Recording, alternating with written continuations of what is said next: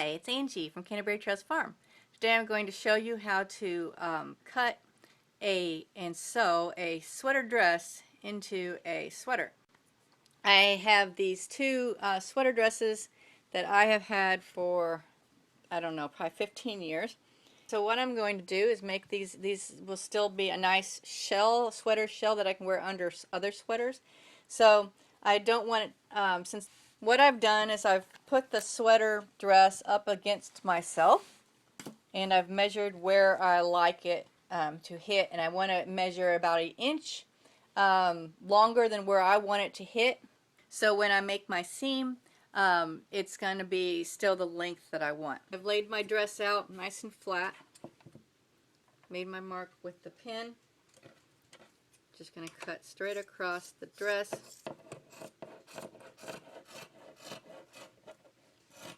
These edges to fray, so I'm going to fold it over about a ½ inch, fourth to a ½ inch, depending on how you want it, and then I'm going to fold it over again.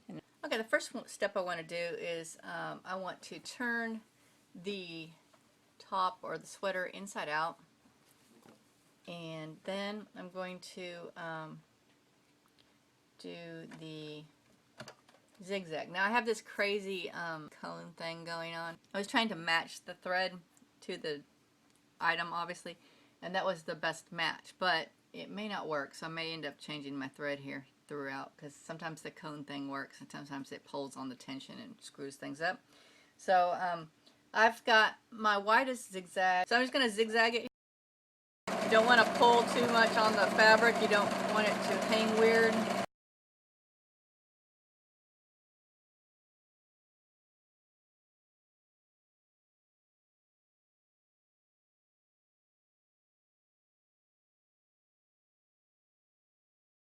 Alright, so you can see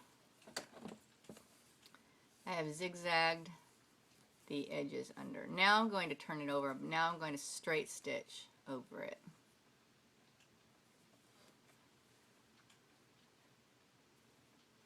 So I'm going to get it back on my machine. The side seam, always pick a place that you want to start every time so you can come back.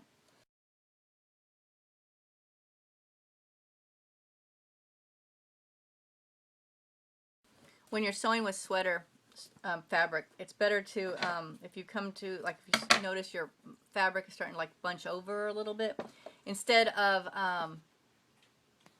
pulling it or tugging it, it's better to just stop, lift that foot up, feed that little fold under there so it stays straight instead of pulling it.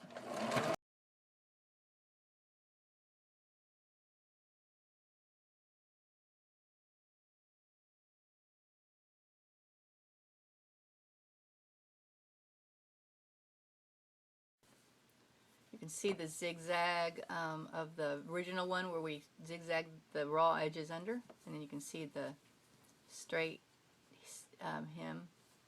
Now if you wanted to, you could go through and do a second flat stitch on top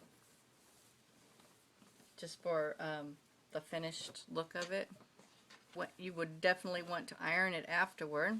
Okay, so I finished the black one and did the same thing that I did to the brown one or the tan one. So now I have the black one done, and that I can use under, you know, a cardigan or something as a shell.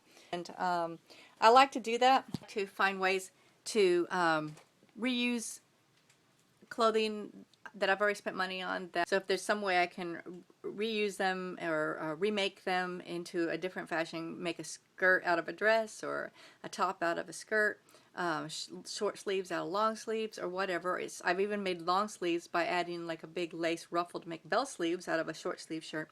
So however ways I can adapt my existing clothing is a good thing. I was going to show everybody real quick. I got a new Shirley Temple. This one's a smaller one. She's in for the dolls that I normally buy to restore. She's in pretty good condition. I went ahead and bought. This is actually blonder than I like, but I couldn't find the strawberry blonde one. you can see that's not the normal Shirley Temple style, but I'll be refashioning that. I wanted it at flatter at top because I'm going to be doing the Wee Willie Winky, which is the Scottish outfit, and I'll show you a picture of that in a minute. And she's going to have a hat on, so I just thought that the hat might lay better on a flatter wig. So let me show you the picture of the clothes. I did buy a little replica. I think it actually makes music or something. I haven't seen, but this is the one thing that I thought it was going to be too complicated to make. I'm going to replace this. I'm going to cover this red fabric with a blue fabric that I'm going to be making her kilt outfit out of. So here is the Scottish Wee Willie Winky. I'm going to be recreating. So that's my plan for this Shirley. I'm going to do the little Scottish outfit. These dolls came out between like 1934, 1936. You can see this is called crazing, and I'm going to fix all of that. And my objective when I restore my dolls is not to make them look like brand new modern dolls or anything, but just to make them look better and more displayable. Have a partial pattern for the outfit, and I have to make the rest of the pattern for the other outfit that I want, the part of the outfit. So it probably will be another year before you see her completely done, because I won't be starting to restore her until I'm done with all my sewing, and I have quite an extensive sewing pile. So I hope we got you thinking about clothes that you have in your closet and how you can update and remake them. And so thanks for joining me today, and I'll see you later. Bye.